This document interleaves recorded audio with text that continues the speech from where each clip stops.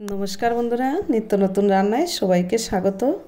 आज आमी आपनादेर सामने निये एसेछि एकटा मिष्टि पिठे रेसिपि। एई पिठेटा विभिन्न जायगाय विभिन्न नामे परिचित। केउ गुड़ पिठे बोले, आबार केउ आरशे पिठेओ बोलेन, आबार अनेकेई हाथे तैरी मालपुआओ बोले थाकेन। तो जाई होक खूब कम समये कम उपकरणे एई पिठेटा बानानो जाय एबं जे कोनो कन्टेइनारेर मধ্যে रेखेओ प्राय एक मास पर्यन्त स्टोर करेও রাখা যায়। তাহলে চলুন ঝটপট দেখে নেওয়া যাক আজকের এই রেসিপিটা। প্রথমেই আমি চুলাতে একটা কড়াই বসিয়ে দিয়ে দিচ্ছি এক বাটি গুড় আর হাফ বাটি পানি। এবার মিডিয়াম আঁচে এই গুড়টাকে জাল করে নেব। ঘন ঘন নেড়েচেড়ে যেতে হবে, তা না হলে গুড়টা নিচে লেগে যেতে পারে। প্রায় 4 থেকে 5 মিনিটের মতো গুড়টাকে জাল করে নিয়েছি। এবার এখানে একটুখানি গুড় হাতে নিয়ে দেখে নেব যদি এই রকম আঠালো হয়ে দুটো আঙ্গুলের মাঝখানে একটা তারের মতো হচ্ছে, তখন বুঝবেন গুড়টা ঠিকঠাক মতো পাক হয়েছে। আরেকটা সহজ পদ্ধতি আমি আপনাদেরকে দেখিয়ে দিচ্ছি। একটা বাটিতে কিছু পানি নিয়ে কিছুটা গুড় এই পানির মধ্যে ফেলে দিলাম। গুড়টা পানির মধ্যে গলে না গিয়ে যখন গুড়টা দলা পেকে যাবে তখন বুঝবেন গুড়টা একদম সঠিকভাবে পাক হয়ে গেছে। এবার অল্প অল্প করে চালের গুঁড়া দেব আর মেশাবো। চালের গুঁড়াটা একবারে দেব না, তাতে দলা পেকে যেতে পারে। অল্প অল্প করে দিলেই ভালো হবে, ব্যাটারের ঘনত্বটাও বুঝতে সুবিধা হবে। আর এ সময়ে চুলাটা একদম লো হিটে রেখে চালের গুঁড়োটা গুড়ের সাথে মেশাবো। অনবরত নেড়েচেড়ে মেশাতে হবে যাতে কোনোভাবে চালের গুঁড়োটা দলা পেকে না যায়।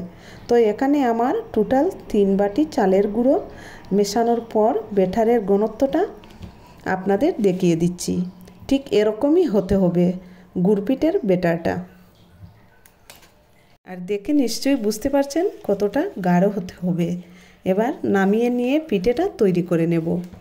পিঠেটা তৈরি করার জন্য একটা সহজ পদ্ধতি আপনাদেরকে দেখিয়ে দিচ্ছি।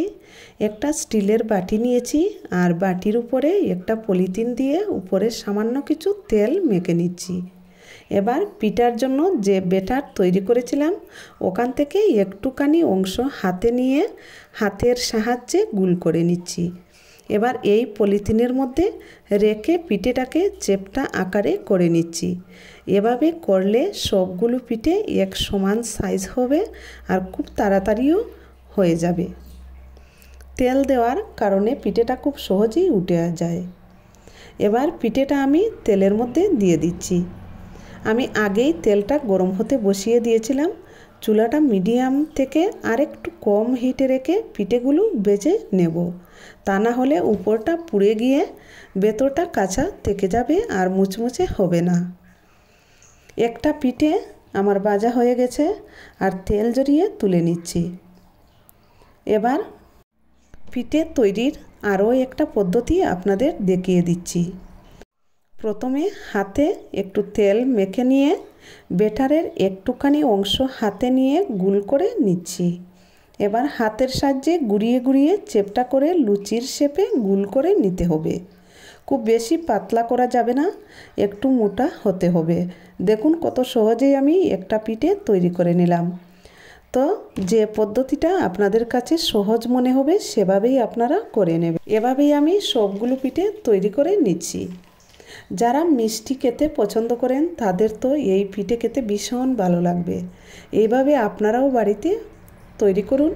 আমার এই পিঠের রেসিপিটা যদি আপনাদের ভালো লাগে তাহলে অবশ্যই একটা লাইক করবেন, বন্ধুদের মধ্যে শেয়ার করবেন এবং যারা এখনও আমার চ্যানেলটাকে সাবস্ক্রাইব করেননি তাদের কাছে অনুরোধ রইল চ্যানেলটাকে সাবস্ক্রাইব করার জন্য।